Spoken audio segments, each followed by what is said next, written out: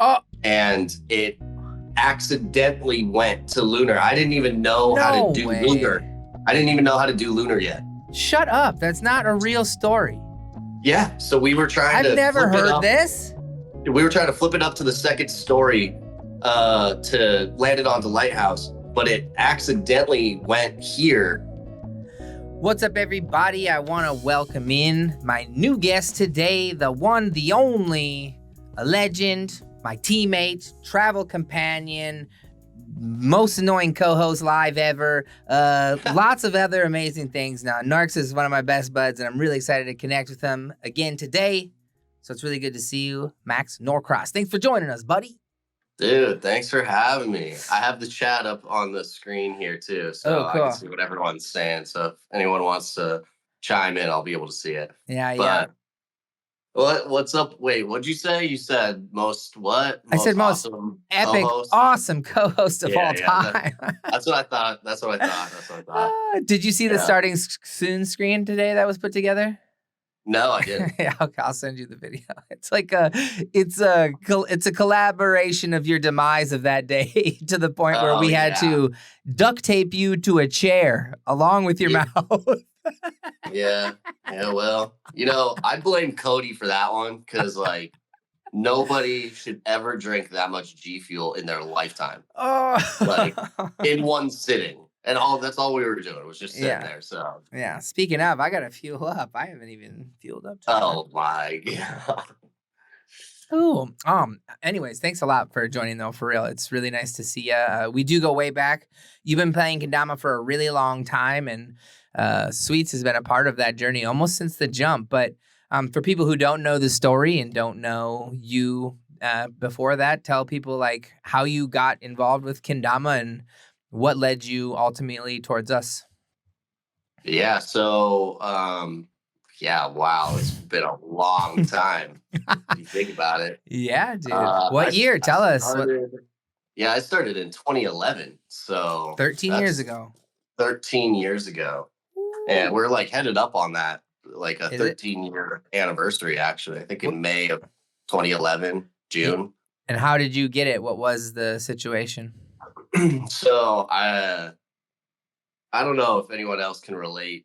I'm sure a lot of people can relate, but I saw a buddy of mine playing with it at first, and I used to just make fun of him, like left and right. His name was Gus Karstens. And then a few kids in our school, we were still in high school, like senior year, and I would like knock the kendama out of people's hands and like throw them on the floor and be like, "Stop playing with that, dude! It's so corny. Like it's so lame." Oh, you took it an extra step of not just disliking it, but actively abused. I was like a bully. Yeah, you were a kendama bully about it.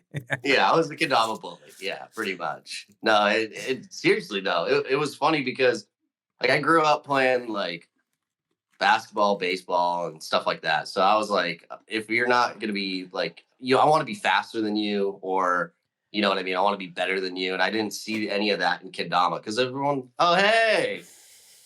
Because she couldn't hear me. She couldn't hear anything I said. It's okay. She says hello. It's all good.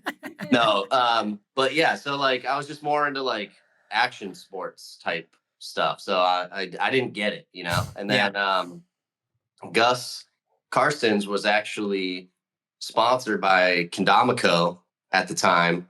And so he came over to our buddy Drew Beans' house, and Drew Beans, that's a throwback too. But he had like a backpack full of kendamas, and he was filming for, I think it was like Edit 3 or something like that. And that was when YouTube edits were huge. Like no videos on Instagram yet, nothing like that.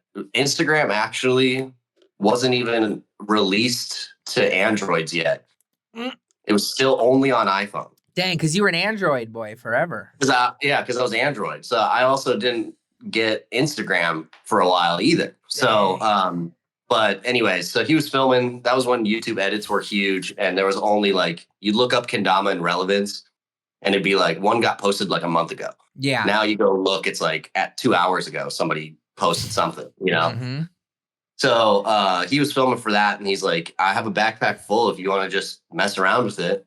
And I was like, "Nah, I'm good." Still no. Yeah, and then he was filming for like 2 hours. and I was like, this is lame, dude. You can't land anything. Like, you know what I mean? I didn't get it. So I picked it up, and I ended up like thinking it was easy. And then I pulled it up. Shout out Norx mod, you know what I'm saying? This one's fresh too. This one's like barely even touched. But I picked it up. I tried to do big cup like 50 times. Couldn't do it.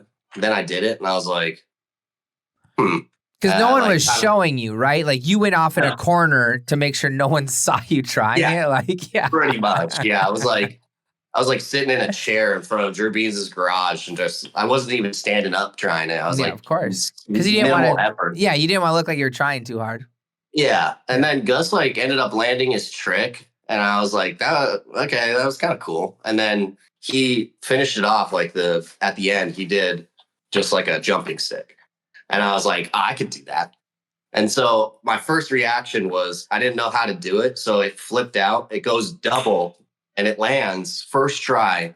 And I swear, like a shockwave went boom. And then my head was like exploded from it. Dang. And I was like, wait a minute. There's something to this. And then I tried to do it for the rest of the day, even just a single, couldn't even get close. Oh. And then I was like, oh, this is like skateboarding. Like it takes a long time to like learn how to do these things. Damn. So I went on, sorry, it wasn't sweets, but I went on kendamaco.com and ordered 2 kendamas. It was a light blue Azora and a UV pink neon sunrise. Yeah. Epic damas. So, yeah. So, and that's also when like there was only 5 colors to choose from. Yeah. Right? I'm not even joking. If nobody knows that era, there was only 5 colors. If your friend had red, you're getting blue. Yeah, exactly, dude. So in one day, you went from literally despising kendama to being like, man, maybe I'll actually like give this a shot. Like it was one day that kind of like that one day with Gus and that double J6 shaped your perception of kendama, which, you know, funny enough is like why we teach first spikes now instead of big cups or any other trick, because the amount of joy you get from a first spike is immense because you think it's literally impossible when you start. If you don't have any person telling you what's going on or how or why, it's just it almost seems impossible. So having that touch point of, oh, shoot, I did a double. Like I can for sure do a single and then not doing it, but seeing the progression is just, it's inevitable that you would get stuck. So you skated and you did action sports and real sports. Yeah. And so was that stuff kind of all behind you at the point when you found kendama? And so kendama became your new sport, or did you do it alongside it?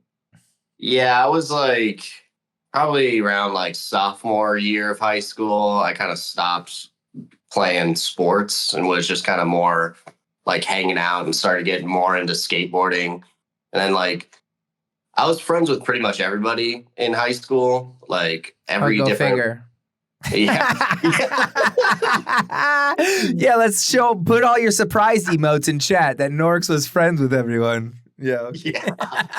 Well, I mean, it's like I'm just that's kidding. why I felt like it was cool to like bully my own friends. Yeah. It's not like I was walking around bullying people in high school, but like you know, I would hang out with all these different groups of people and like say, hey, but then the friend group that I was like getting really, you know, hanging out with every day, they were skateboarding all the time. And so it was like, you know, I was just skating every day. That's why the correlation was so like easy for me to click. Yeah. Because I was like, dang, it's like a kickflip, you know, like. Mm-hmm. So, but yeah, no more sports after that. Just kind of like casual hanging out. And then, but yeah, I bought the Damas just because I was like, we play Skate 3 at my house and throw back to that too. Yeah, dude. Skate 4 better come out soon. Yeah, it was like, yeah, I've seen clips. It looks cool. Yeah. But Skate 3 or like it was like Call of Duty or something. So I'd be playing Dama basically just because I was bored. Like just have the TV on or whatever. And then I was just playing with it. I only bought it because I was like, this will be a cool little time waster if it's raining and I can't go out and skate, or if I don't want to go to a parking garage or something. Yeah. And then all of a sudden, like Gus moved away for college. Went to Wazoo. Went and visited him for like syllabus week. So it was just a lot of having fun and partying and stuff like that. But he was playing kendama in the dorms, and he was making a Kendama USA tryout video. Oh, dang. No It's also a way. huge throwback. Yeah. Like that sponsorship contest. Oh, it's come up many interviews so far that like, oh, really? Yeah, because different people like, I mean, Turner and Christian and even Chad Covington, I think, had entered. Like it was a lot of us at that point. Oh, that yeah. was the thing, you know? Yeah, no, 100%. It was, everyone was trying to go for it at the time. It was like Kendama USA was number one. Like that's the one that you wanted to be on. That was like, they had pro models, you know, really not good pro models, but they were pro models still, you know, like, and everyone wanted to be Colin Sander because like he had the coolest videos, best production. And like I said, like back then you looked up Kendama on Relevance. It was like a month ago. And if it was Colin Sanders edit 6 or edit 7, you were tuning in, you know, like. Well, dude, and that's another thread. So many people, Colin is their person, you know, who like was their introduction, who was their thing. Is that you too? If I had to say like, who's one person that inspired you in the beginning of your kendama career, you know, is Colin the name you pull, or is it a different name? That's a good question. There would be, I would say there's four main guys that were my starters. The quadrant of pros that you loved at the beginning. Yeah. Wait, what's Mount Rushmore? 4 people? Yeah, I think it's okay. So we'll say this is my Mount Rushmore of Dama people. 2013. 2011. Oh, 2011. Yeah, because it was 13 years. Yeah, 2011. Okay. 2011, 2012. You know, it would be, first was the coolest person out there and like loved cats and was a skier, Turner Thorne. Turner Thorne was like the coolest dude ever and also made cool videos, just not like movie quality videos, but they were just sick. And he had a Saga tee that was like all the way down to his ankles. You know what I mean? Like that was the steez back then, tall tees. Turner Thorne, then got on to the Colin Sander, and then Alex Royce, obviously, because he had the only tutorial videos out there. So if you wanted to learn things, you were going to him. Yep. And then Jake Weens. Oh, yes. So I started out with like pretty much full Kusa and Royce. Yeah. I mean, we all did, right? Like they were the ones doing the hard tricks and making the sickest videos. Like to your point about YouTube, they ruled YouTube for the whole first part of Kendama. Yeah. They had all those homies on the squad who were videographers and loved that stuff. So they put out such great content in the beginning. It was hard not to like them, you know? Yeah. It was harder to watch videos then, and like, but the coolest part about that, I've told people this, is like pioneering kendama during that time. Kendama was pioneering, and then being a part of that whole like flow going into what it is now is honestly like the most insane thing. It's not that it was a lot easier to come up with new tricks, but there was just a lot more that has not been tapped into yet. Yeah. So our objective, so like going back to Gus Carson's going to college, he went to college, and then we like our friends hung back, right? And it was either they went to Western, which was just only 2 hours away rather than 6 hours away. Okay. So a couple of them went up there in Bellingham, and then some of us like stayed back, went to community college for like a year or two. So we were just bored hanging out. So we started a group without Gus, and it was called Kendamas. So if anybody wants to go look those up, the tricks are not going to be like today's world tricks. We watch them, and we'll be watching them today after you leave, for sure. Yeah. Kendamas was like the start of all of this for me. And you guys inspired me.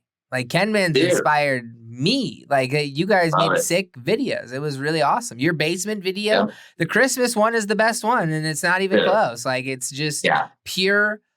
It's pure bliss as a human who has just found kendama, and like you guys were all the same skill level. Like there was like not maybe not the exact skill level, but you guys were all so close in Yeah. skill that it made everyone was kind of grinding in the same area, so you could just hype each other up so much, dude. It's that edit is one of the best. Next to your stringless edit, of course. Yeah, That is 100%. famous, I think, in my world. That's our first video that we put together Really, as that was Ken. the first one. Yeah, so it was Kenman's the Sweets Kendamas stringless edit was our first edit together. We weren't quite like Kenman's yet, or maybe we were like forming it. We just saw that you had come out with a stringless competition, and we were like, well, that sounds kind of sick. Like, let's go for it. And so it was me, Jason Major, and Parker Strom, and we started Kenman's and we started filming for that. And like the ideas started getting crazier and crazier for the stringless. Like we found an exercise ball. We were like, that let's was bounce sick. the ball off that. Jason Major had a 2-story high deck. And from the first level, you know, we were throwing up the Ken, trying to land it on to. So, by the way, we were trying to land it onto Lighthouse. Oh, And it accidentally went to Lunar. I didn't even know how to no do way. Lunar. I didn't even know how to do Lunar yet. Shut up. That's not a real story. Yeah. So we were trying to I've never flip it heard up. this. We were trying to flip it up to the second story to land it onto Lighthouse, but it accidentally went here for like a second, and then we started going for it. And I was like, wait, I kind of felt it. I had not ever done Lunar in my life No yet. So way, bro. That is so yeah. crazy. I So then swear. we started going for it, and then we get it and land it. It's one of the most epic clips in the whole video. I mean, I'm pretty sure you've said that that was like what did it for you. It was like, Yeah, that won you the competition, no doubt.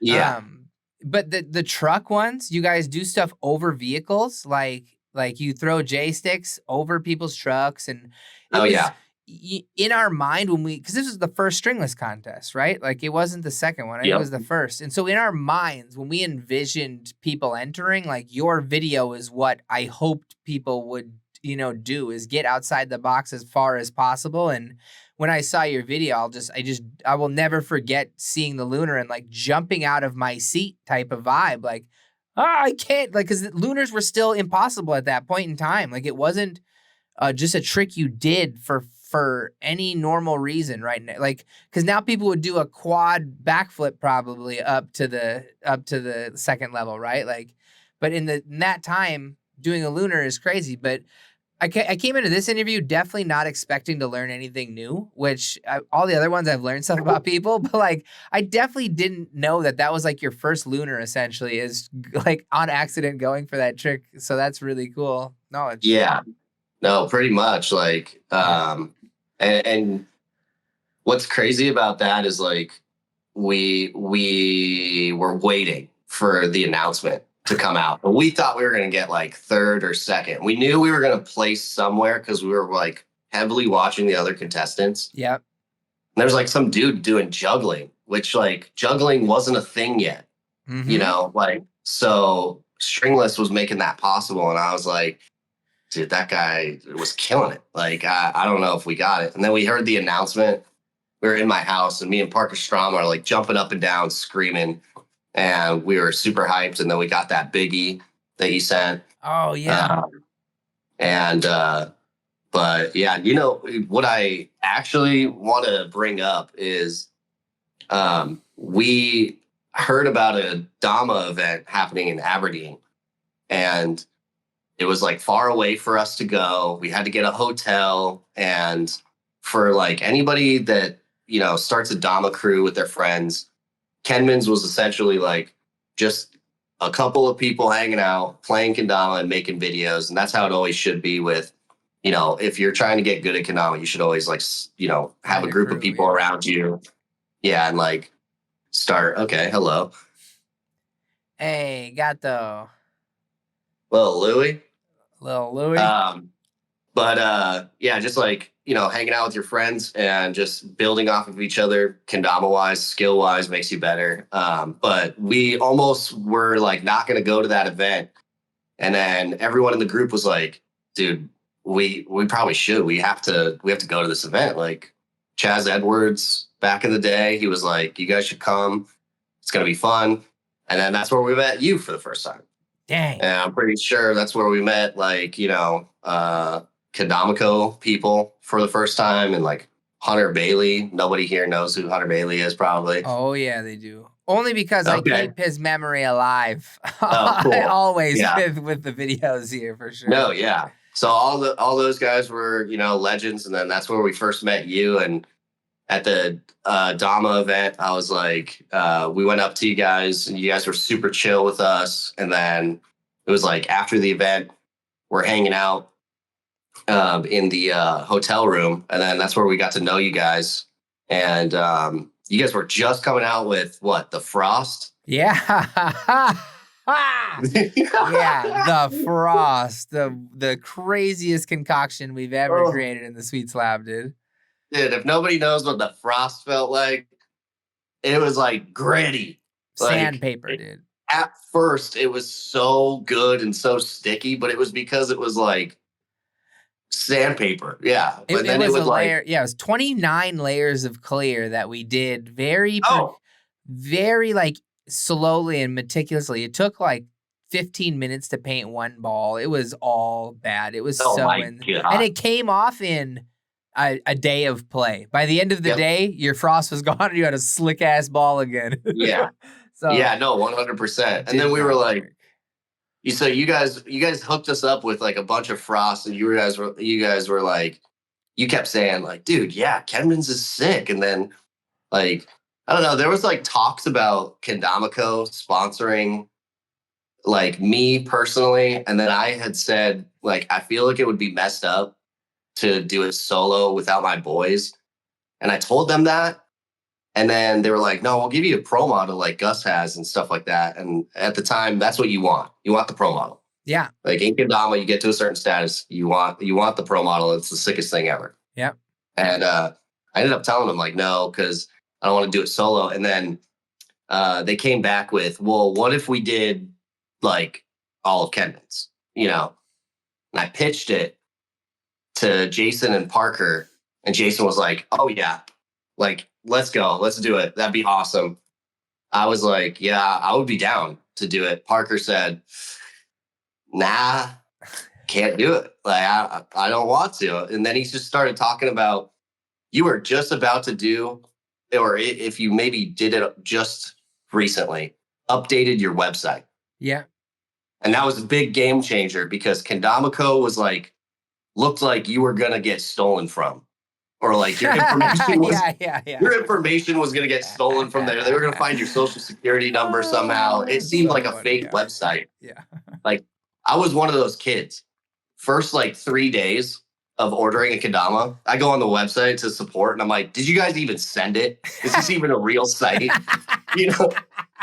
Like I'm hitting customer support up. They probably hate me. They're like, "No, dude, it's coming, dude. Like, chill. It's Lex. It's Lex just chilling. Bro, chill, bro. We're real. No, it's like it's been 72 hours. Like, relax. It was made on WordPress 2.0 for sure. Mm-hmm. Like it was about as and the pictures were like actual, like they were just, it was so funny. They're like fake pictures. Yeah. Like it was like I could barely see the color of the toy.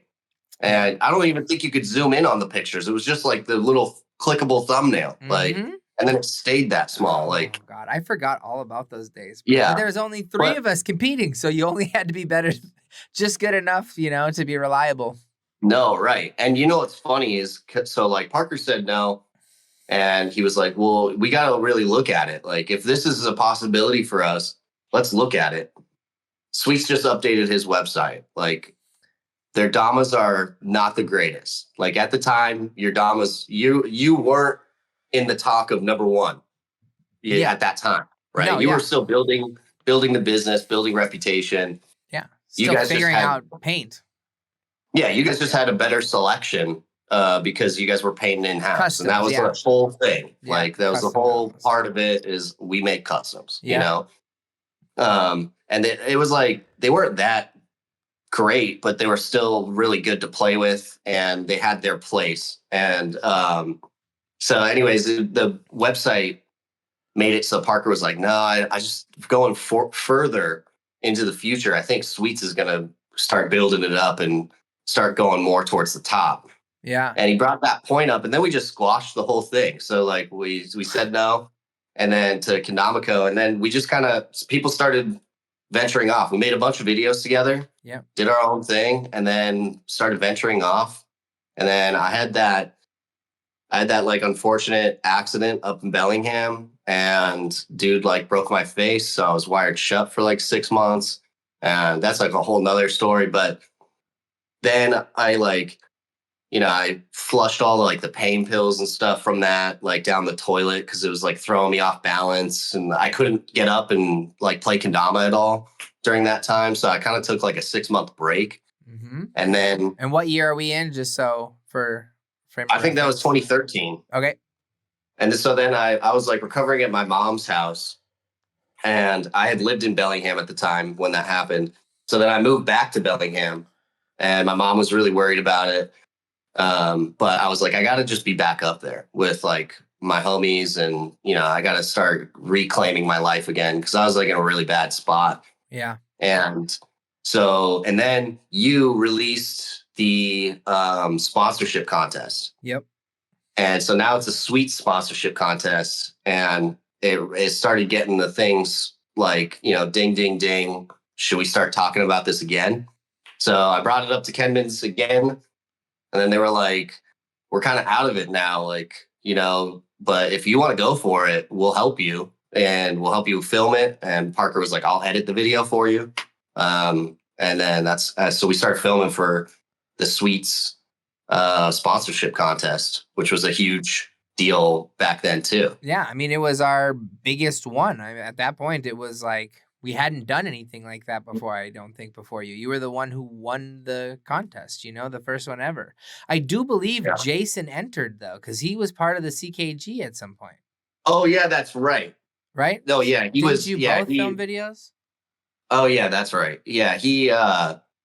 So it was Parker that edited both of ours and helped film both of ours. That's right. Dang, that was so long ago. I even forgot Jason entered. Yeah, you guys may not even know a name I just said out. Yeah, Jason Majors was sponsored by us for a very long time, like as your homie out in Seattle. And he was a very good kendama player, but just like was very introverted, I think, maybe, and liked to do his own thing. Yeah. But his skill was always uncontested, and that's why I was always stoked to have him on the squad.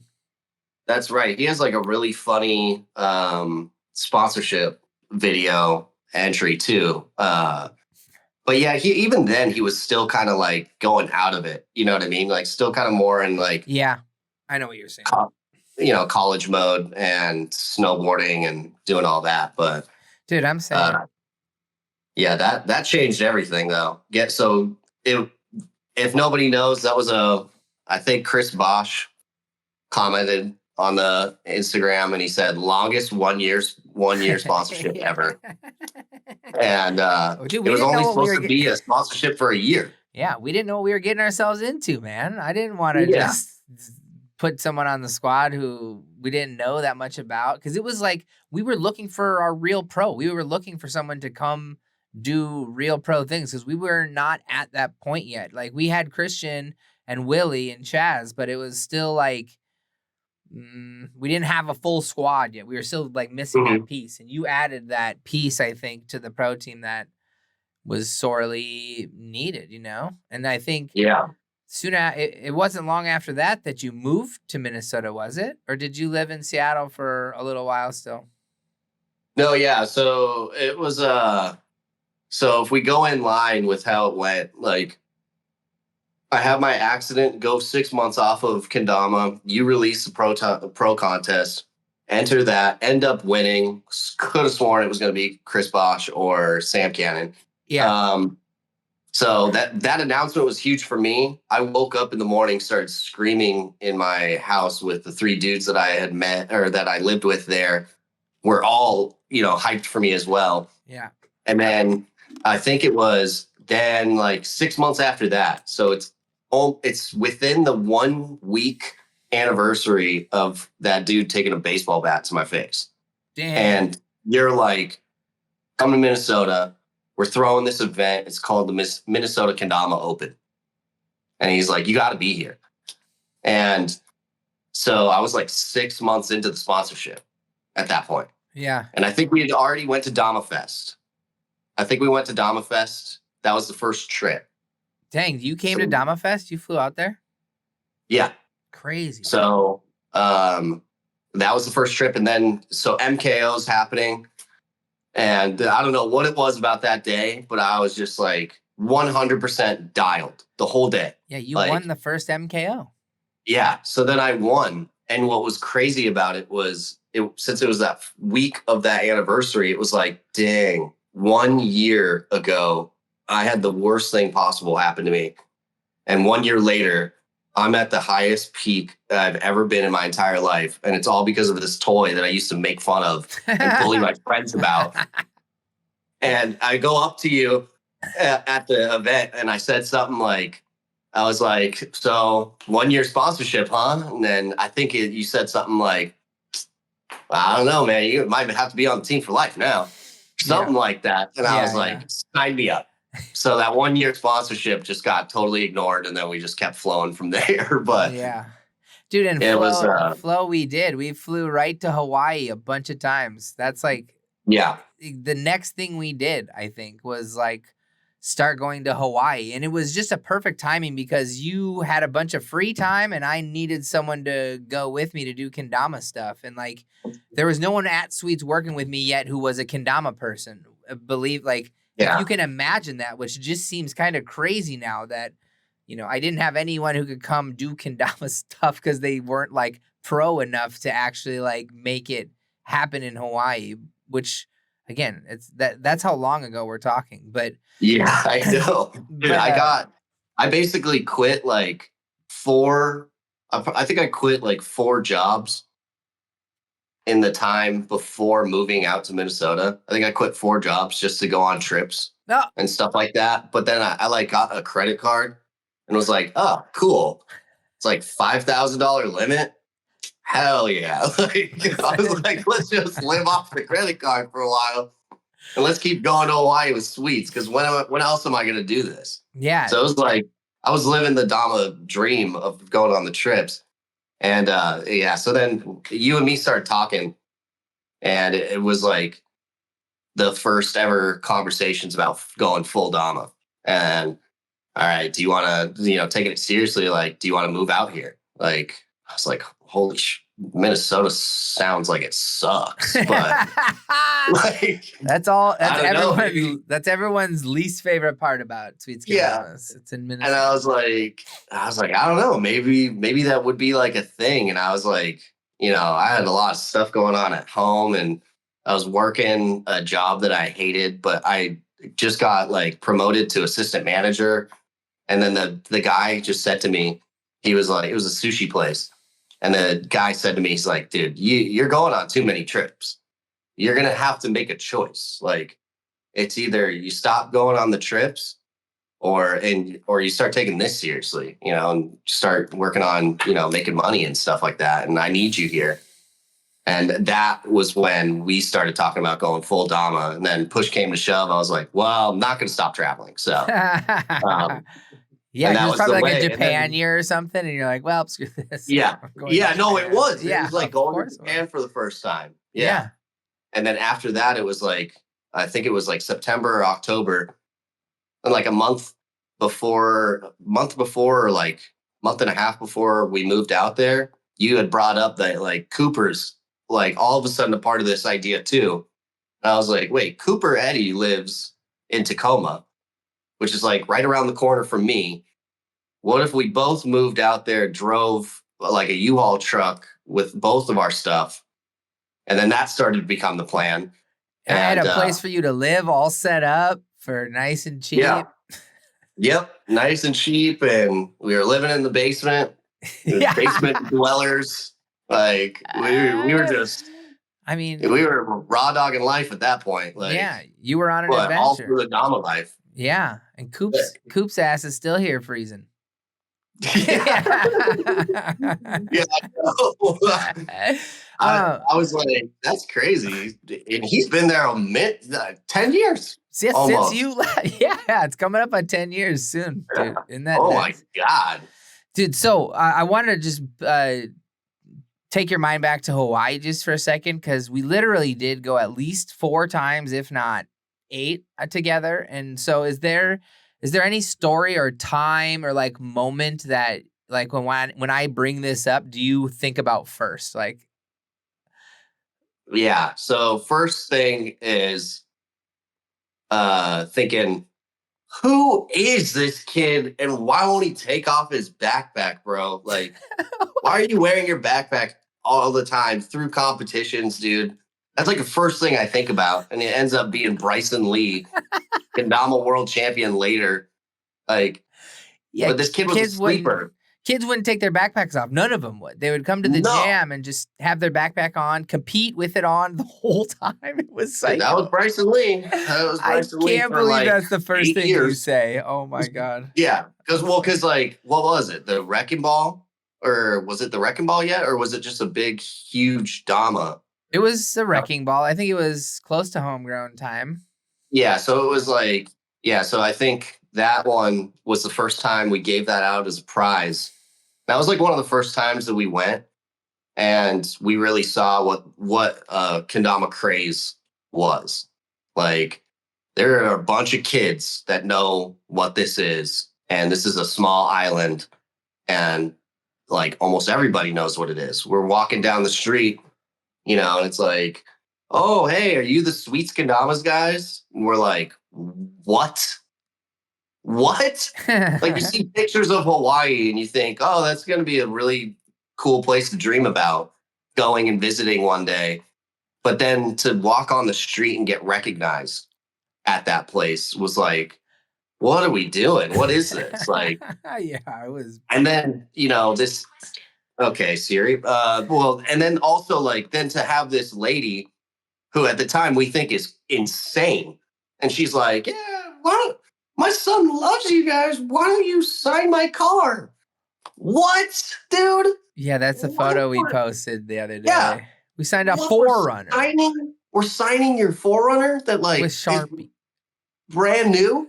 Like, I think at the time, like, yeah. what we signed some dummy things on that trip, but that is the one that I'll just never forget. Where we're like, "Are you sure?" Yeah, like first it was like signing Damas. That was something to get used to. Like, oh, I'm getting asked for autographs. This is insane. Yeah, we're signing Kendamas. Then it's like iPhone, and I'm like, yeah, that was are you sure? One. Are you sure you want me to sign your iPhone? And then it's like, sign my head. Yeah, and then this lady's like, sign my car, and it's like, dude, we've made it. We're A-list celebrities. It's the most like it's the most. But it's Johnny Cress's mom. That's who it is. Like, no, that wasn't Johnny Cress's mom. Oh, no, it wasn't? No, it wasn't. That wasn't her whip. That was a random lady at a grocery store that met us and took us out to her car and had us do that. Oh my God. Yeah, no. Auntie Linda was the best though, because she took Johnny to every single thing we did. Like, yeah.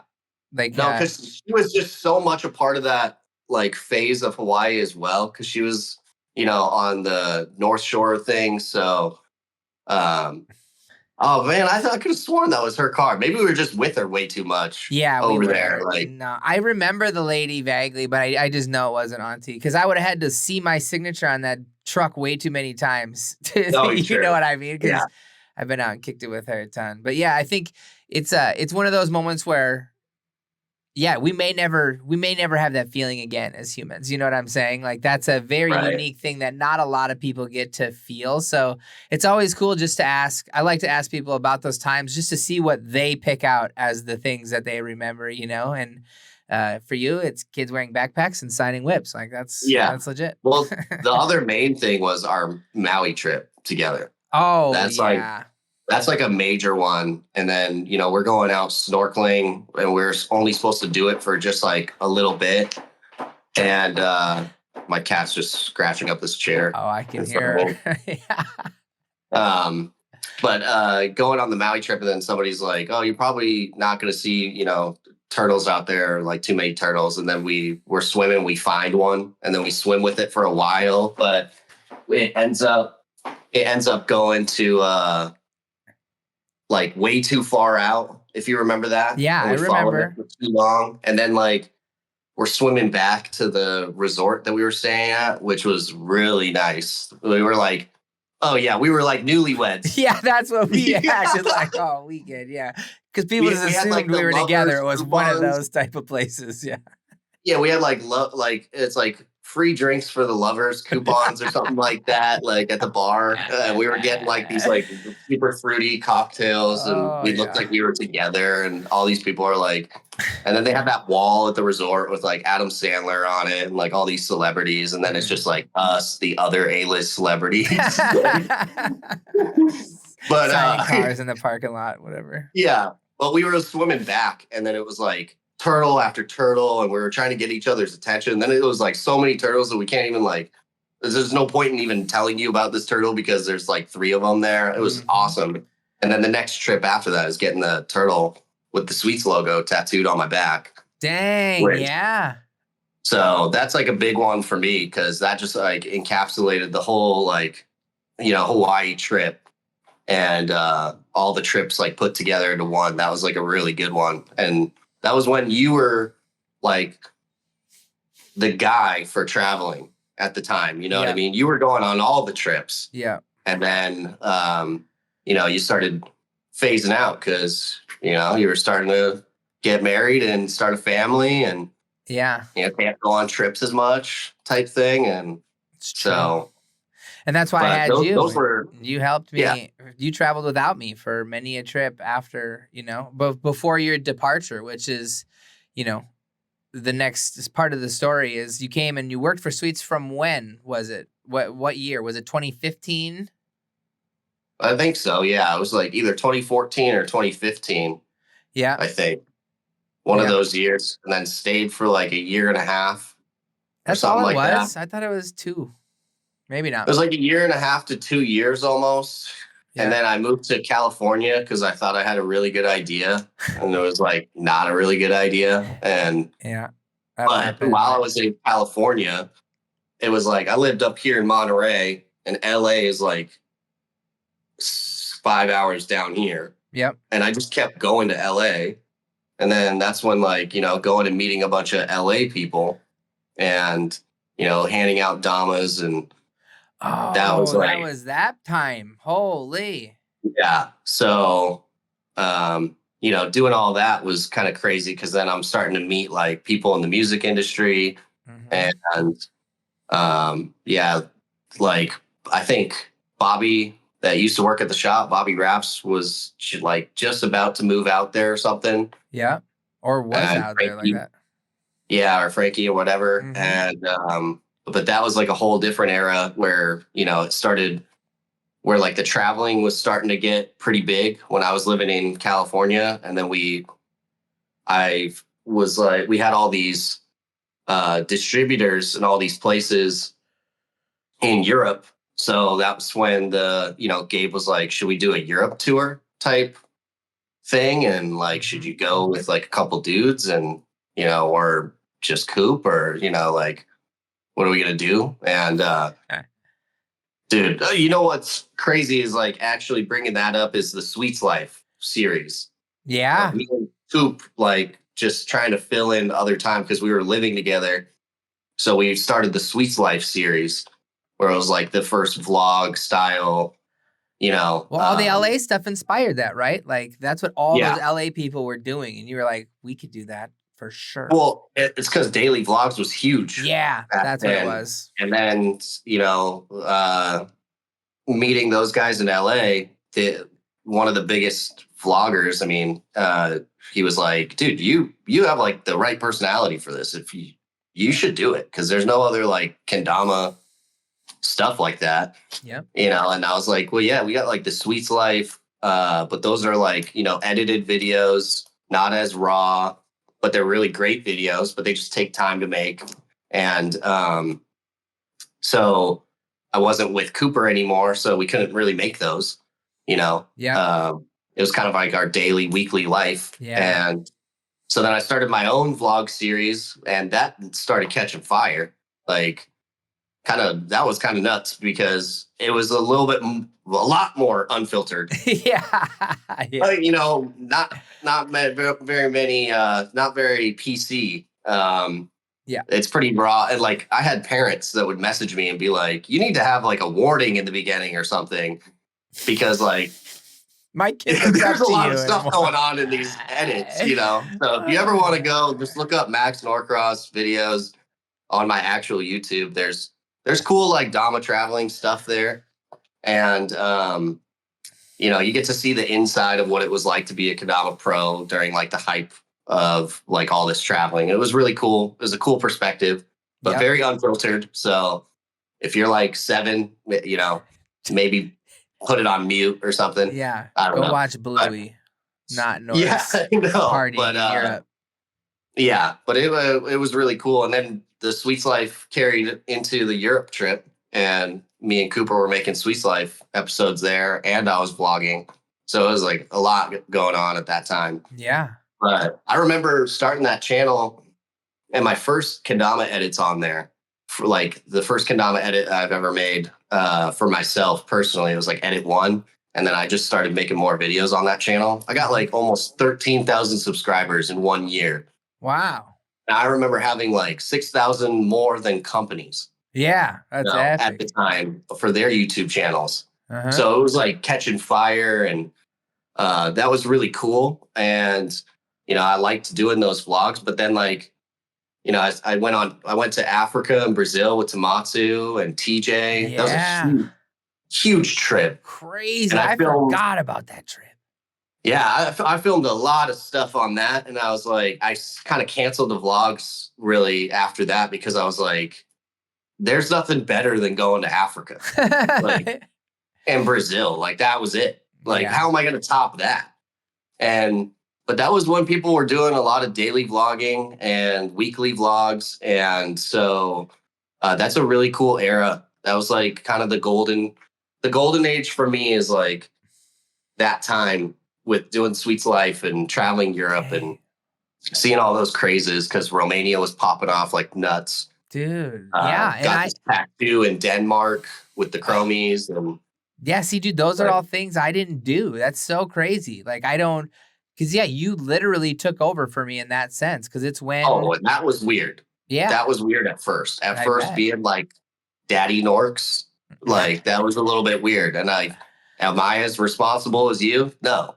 Like, we could just say that. But like, to the fact that you guys trusted me, which, I didn't have many other choices. You were the best of my choices for sure. Yeah.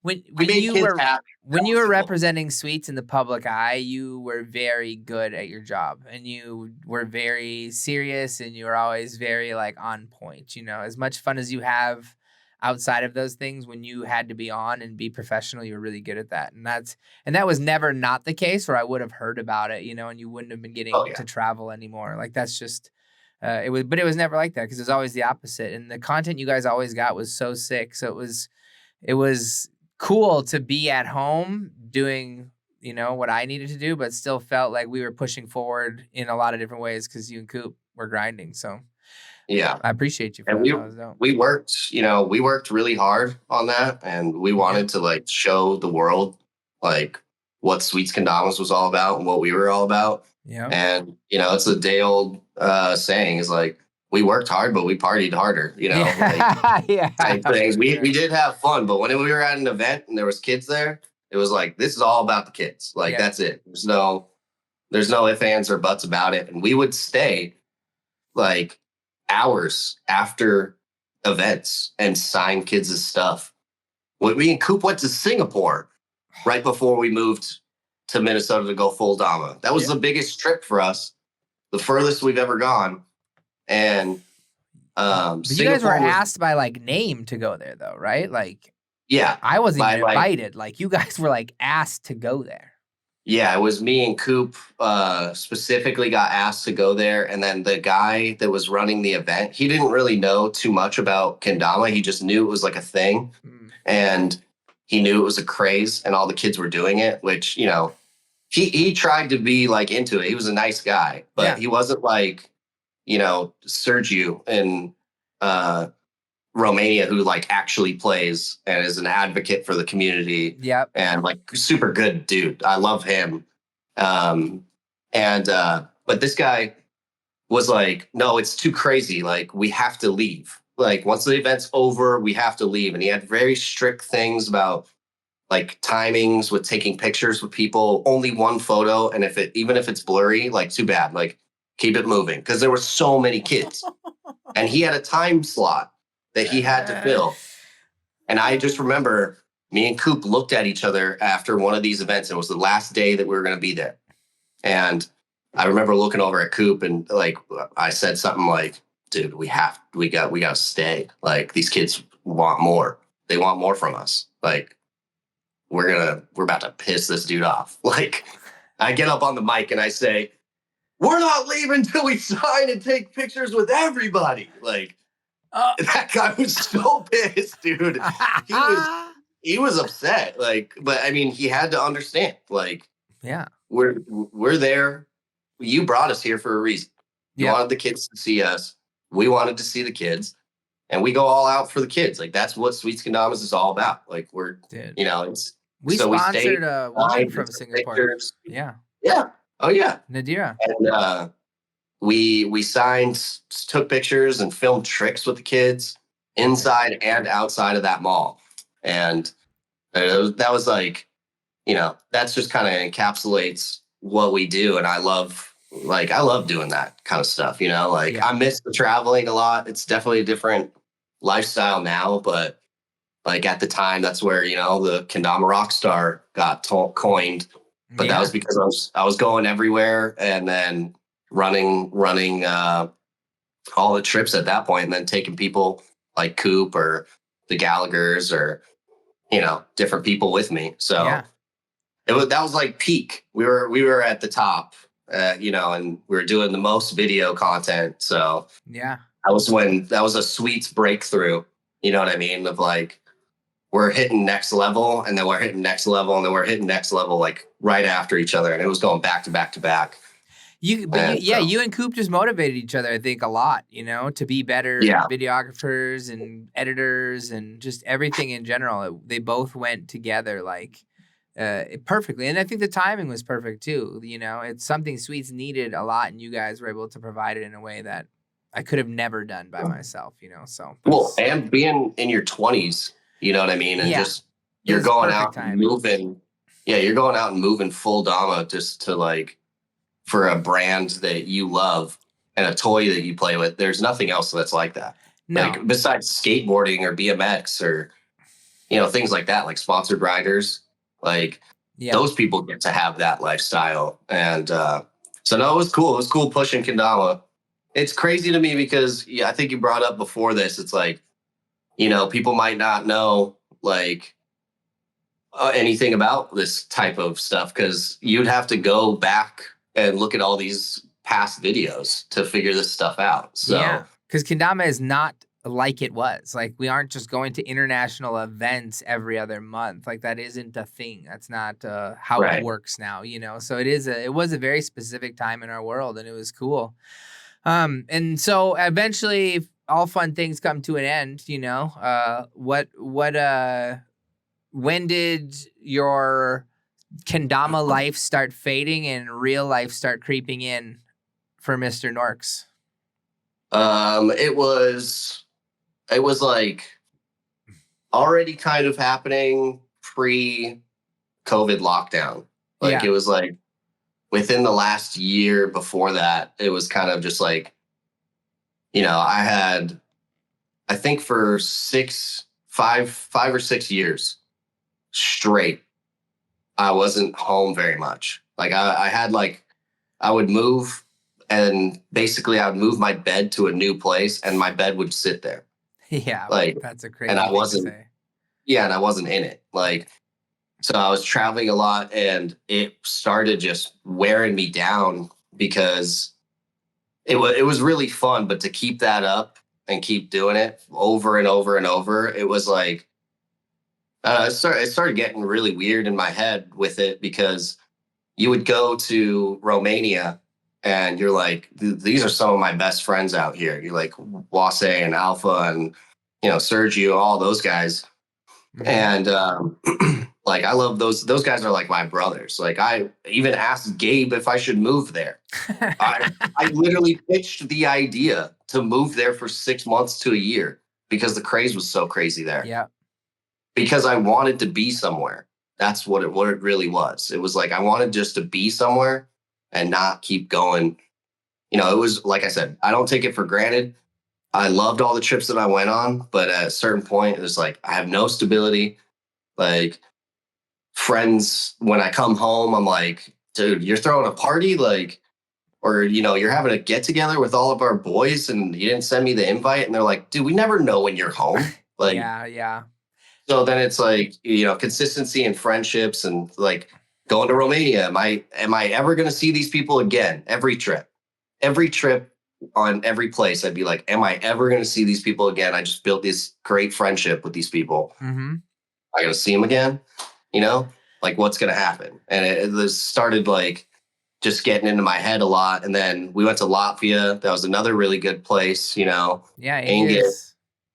Angus. Prusacs, like hanging out with those guys. Love those guys too. Those guys are my brothers as well. But Hmm. like, I have friends all over the world. But which is awesome to say. But and I cherish those friendships, and sometimes we'll keep in contact. But it's like I needed to just sit and be somewhere and start like building up a regular life. You know what I mean? Hmm. And I mean, yeah, as much as how we showed like the Kendama rock star lifestyle and traveling and stuff like that, it's not all like the glitz and glamour that you show. And I don't mean that in like a really dark way. I just mean like it's just there you have your own stresses and you have your own life still, but you're living like basically I put it during COVID lockdown, I thought about it a lot. There was me and then there's Norx. And it was like I was so much like turning on the button for Norx for all the kids and doing all the shows and events and being this other person that I never really gave time to myself Yeah. ever. So it was hard to catch up and, try to get some stability and figure it out. But, unfortunately, lockdown started that whole process, for Yeah, all of yeah. us. We had to sit with our own thoughts, and Hmm.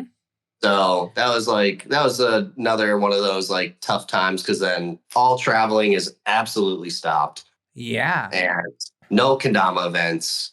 I don't know if there's ever gonna be ever again. I thought the world was gonna end or something. Like what's happening? What's actually happening now?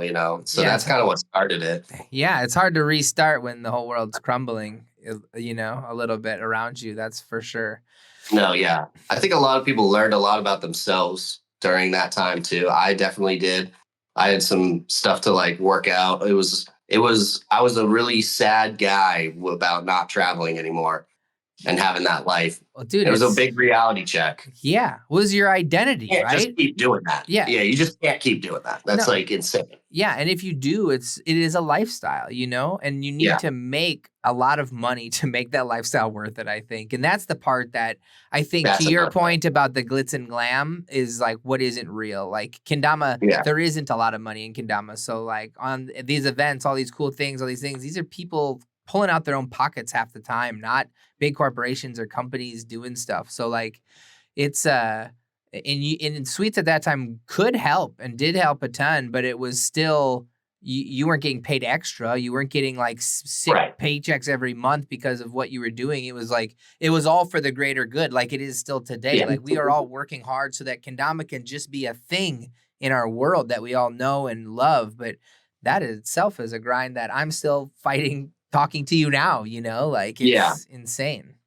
No, 100%. That was like a big part of it too. Was obviously, like, I was taking way less money to go move out to like Minnesota. Yeah. And because like there's no tips or, you're not getting any extra. You're just getting paid, what Every the, 2 weeks. Yep.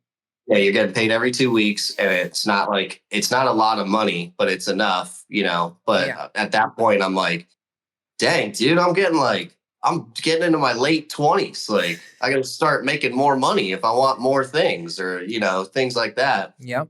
But, pro mod royalties are cool, but they're not like buying you a car or anything, Yeah, like that's very that true. was cool extra money, but it's not that much extra money, like, Yep. but, yeah, that was just another, thing. So moving back and then having to restart and just like start going job to job to figure out like how to make more money and do more things. And then I met my wonderful girlfriend who I tricked her.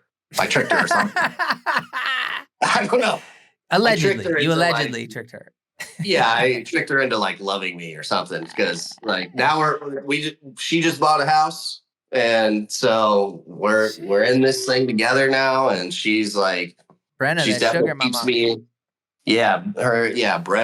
Brenna Quinlan. She's the queen awesome. boss. I got to meet her finally. It's epic.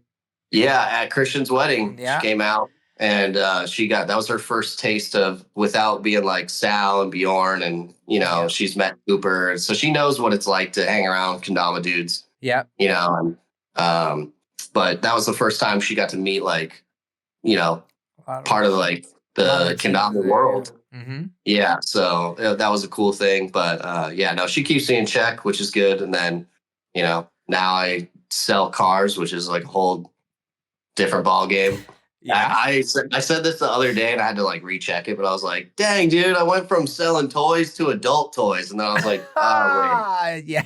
Don't open with that. No, yeah, like, not like toys for adults, like cars, not, like, yeah. Because you sell nice cars. You don't just sell any car. You sell cars to people who got money. Yeah. I sold like 2 days ago, I sold a $65,000 car. Yeah. It was a huge Yukon Denali for this lady who has like four daughters and they're starting to, do sports. Yeah. But it's crazy, like selling those things. And everyone might think that like I make like a bunch of money from that or something, like because it's $65,000. Mm-hmm. But no, it's not always the case. Sometimes you can make a pretty penny. Like most I've ever made off a car was like I made like I think $3,000 off of one car. Ooh. But that's not normal. Yeah. Like, how long have you been doing it now? Car sales. It's really crazy. But I got my 1-year certificate this month. Whoa! Congrats. Yeah, thank you. Yeah. Kind of crazy. Have you seen improvement? Because I remember talking to you when you started and you're like, yeah, this is way harder than I thought it was going to be. Like initially, like, do you still have that feeling or do you feel a little more, peppered? Do you feel like you got a little more, you know what you're doing? Or you still feel like the newbie out there? More confidence, for sure. Like, and when I first was talking to you about it, I was like, this is tough because it's not like selling kendamas. Like, selling kendamas was easy for me. Mm-hmm. And doing the toy fairs because there was a guy at a toy fair who told me, he's like, you know why you're so good at selling this? And I was like, I didn't even consider thinking about that. And he's like, it's because you're not selling it. You're just talking about it, like your passion for it and why you get excited about it. And like, you're not selling it to me. You're just talking about it and you love it. Yeah, that's what's doing it. And then, passing on that passion. So I'm trying to do that in the car thing. It's just like, I'm not like, it's just different. Yeah. Like I can't pass that passion because I'm not like. You're not a motorhead who's like, oh, it's got 8.6 liters. Yeah. No. It's like, there'll be times where somebody's like, yeah, so what's the size of the engine in this car? And I'm like, I don't know, dude. It goes fast enough. Like, what do you want? You want to be like Ricky Bobby? You want to go fast or what? Like. Yeah, you pull them into the jokes, dude. I like it. Yeah. No, I mean, Yeah, I know the engine sizes, and I know like Yeah, how much yeah. power's in the cars, but I'll make those jokes. But yeah, no, I definitely more confidence, but it's tough. But it is an opportunity to like, I work from 8:30 a.m. to sometimes like 8 p.m. Like on Saturdays it'll be like a 12-hour shift. But Wow. mostly it's like 8:30 to 5. And so it's a consistent schedule. And with, Brenna's an attorney here, which is awesome. Good for her. She's killing it with that. Yeah. So she has that schedule too. Oh, cool. So, like if I am at work a couple hours later, it's not like running a bar, which I used to do, running the bar and getting home at 4 a.m., Yeah. and then I'm going to sleep when she's getting up. I mean, Now, your life has to have changed a lot from being a bar manager to your now consistent 9 to 5, oh, right? yeah. Like in And all aspects. yeah, and that was a cool spot. Like it was called the Alley Cat. It's not called that anymore. It's called something else. But it was called the Alley Cat. And then when I got hired, a month after I got hired as a bartender there, the guy was like, the GM of the general manager was stepping away, and they needed to fill the spot. None of the bartenders like volunteered. They were like, I don't want to do it. And I was there a month, and I was like, I'll do it. And then, Sal was working there. That's like, he told me to apply there. And so I was Sal's boss, which is crazy because I met Sal when he was like 14, 15 years old at the sweet shop when I first moved there. Yep. And then I helped him move from LA to up here. We had it was a really fun life doing that. But yeah, that schedule was insane. Yeah. And I was pulling a lot of doubles. So I would be there from like noon to 4 a.m. a lot. And so that schedule change, life for anybody, like that schedule is an insane schedule to keep up. Yeah. And so, just trying to figure out more ways to get more stable and get more money. And Yep. it's not like I'm money hungry, but I'm just getting old. Hey. I'm getting old. Hey, I just had a birthday. You don't got to tell me twice. Yeah. Oh, shit. Oh, crap. Yeah, wait, when was your birthday? March. A month ago, February 2nd. Oh, I think I texted you, didn't I? Yeah, I'm sure you did. You usually do. That's the thing about knowing so many people in the Dama world. Is like, when is everyone's birthday? I'm not keeping it up. No, it is. But, it's getting old is good, but okay. So we've got Norx now today. Now, Kendama. Tell everyone what's Kendama to you today as we sit here. Don't lie. Tell us how much you play, how much you watch on Insta. Like what?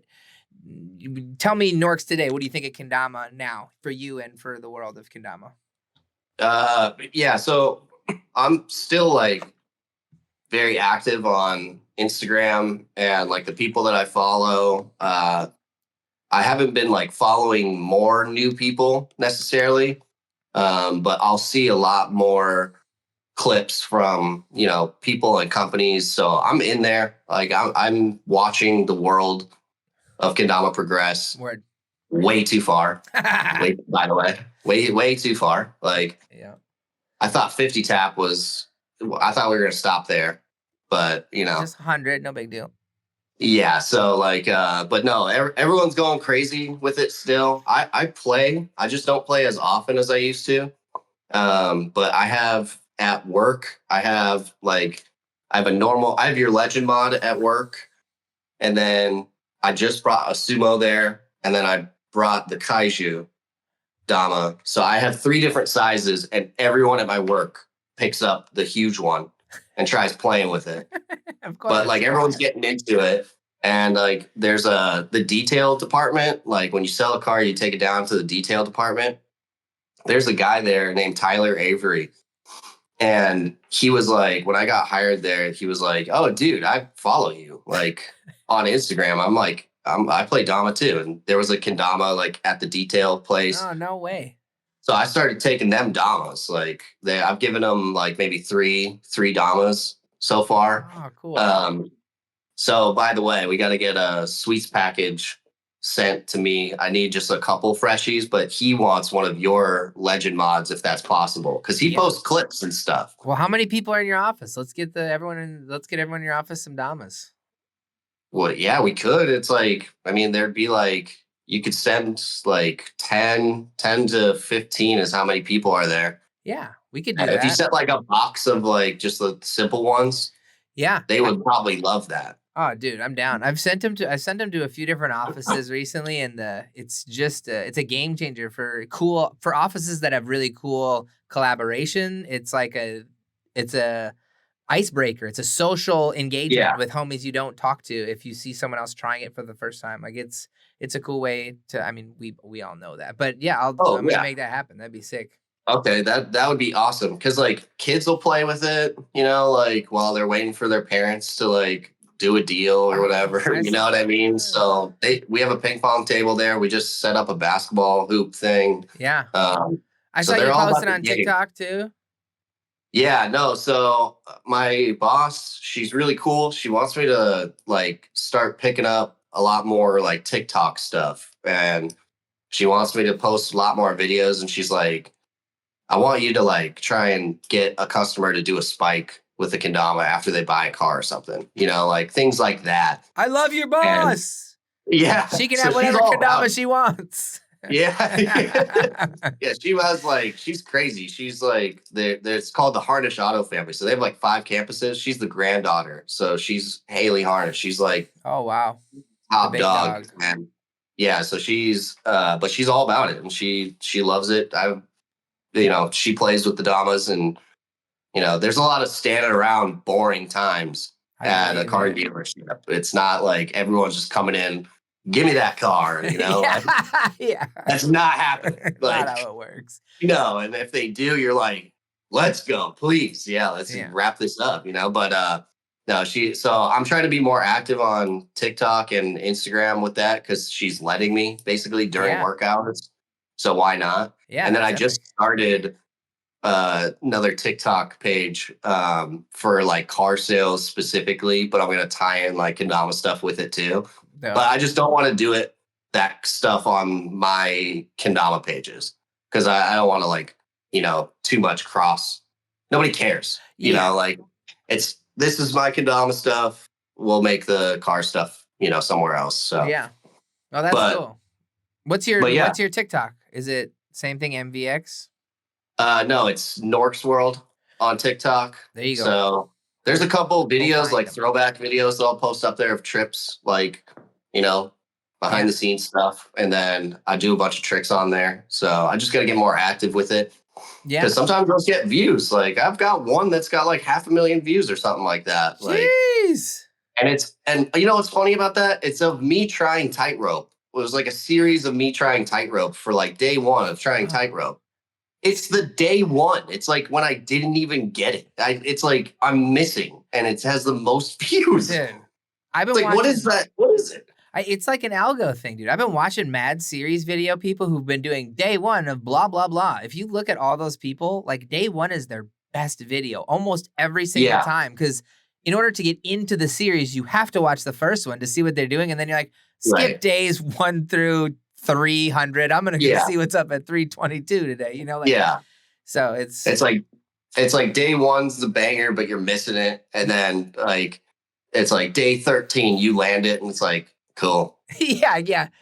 Great. I knew that was going to happen eventually. Yeah, I know. Exactly. All right. Well, done. Wipe up. Dude. But, what have you been thinking of the new Legend shape? It's a new, it's probably like the newest shape you've played, like as far as size and stuff goes. What do you think of it? No, it's great, dude. It's like, it's a really good, like, that's the hard part about playing kendama for 13 years. It's like, there's some damas that I want to go back to and like play with just because they're OG. And I like the scheme that's on them, or like the color scheme or whatever. Prime Pro model. Yeah. And I'm like, for some reason, I'm not like the Gallaghers, right? Like they swap Tamas to new Kens all the time. I'm almost like a purist. Like, yeah, I like to keep the setup the same way that it came to me.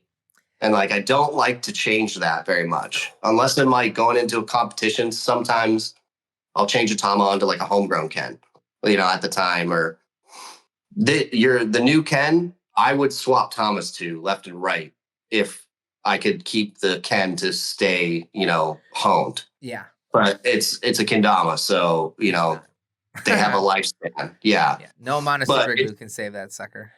Yeah, it's a lot of fun.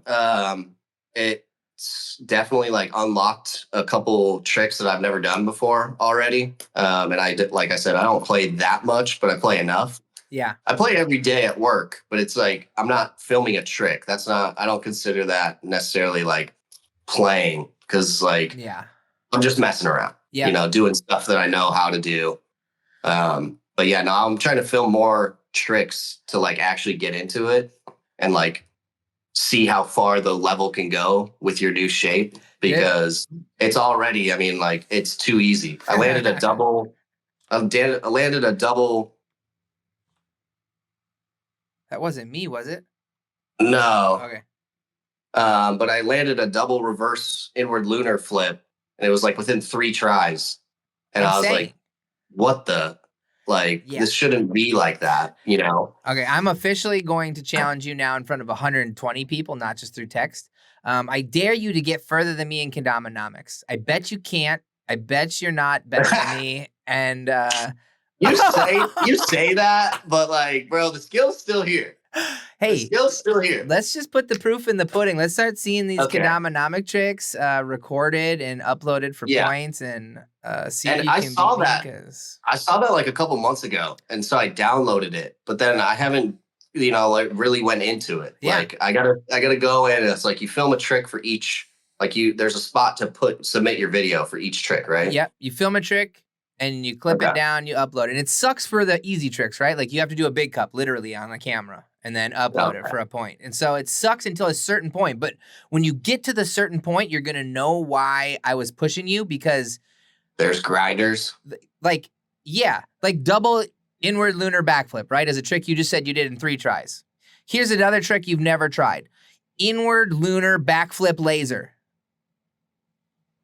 How about lunar backflip laser?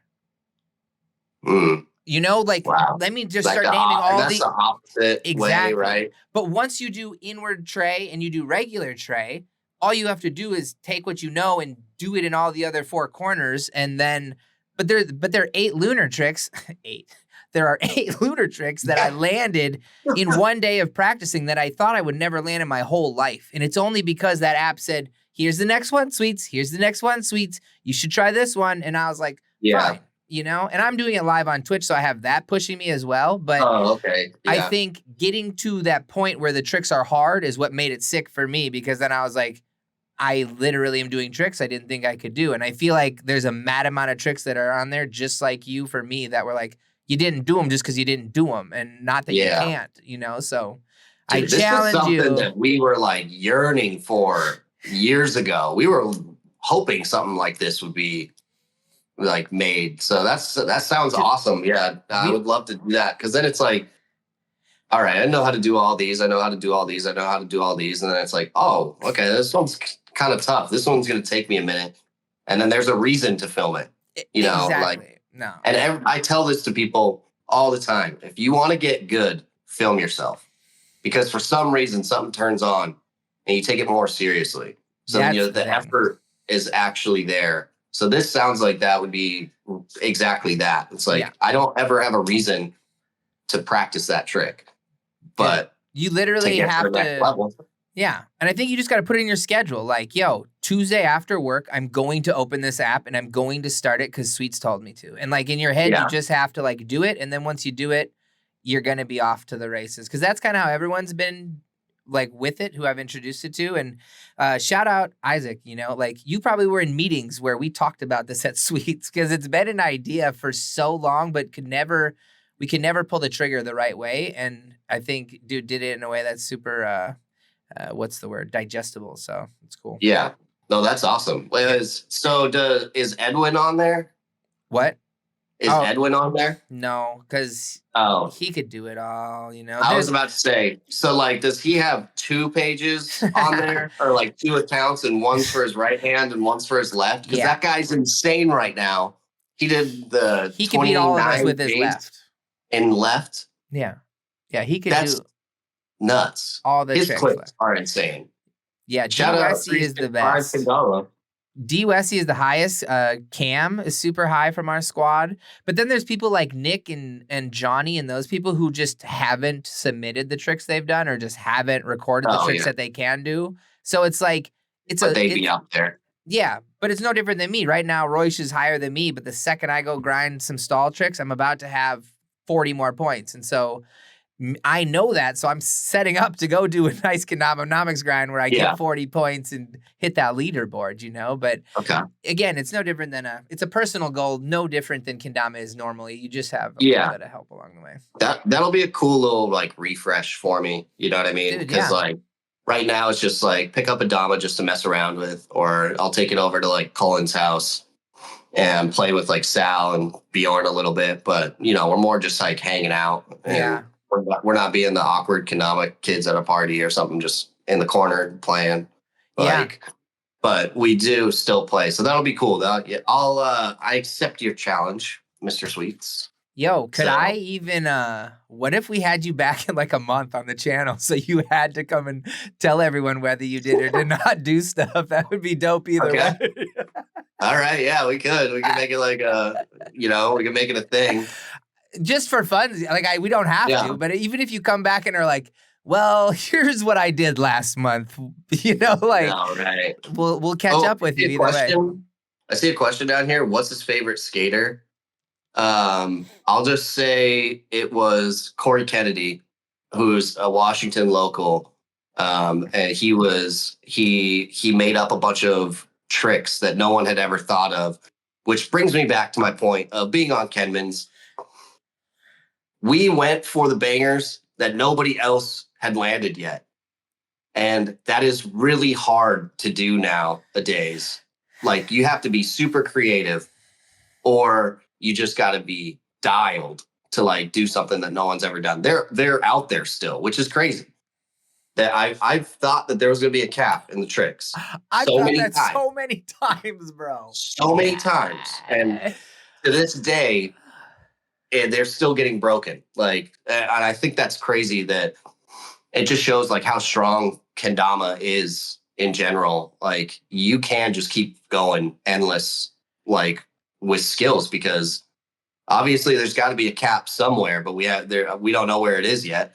Snowboarding's still spinning more than they've ever done. You know, there was the Quint or whatever this year, and I've always compared it to that because there's always something along the bend, and if not something, a way to make something better, like cloud bounces. I don't know if you've seen everybody and their mother can do cloud bounces now.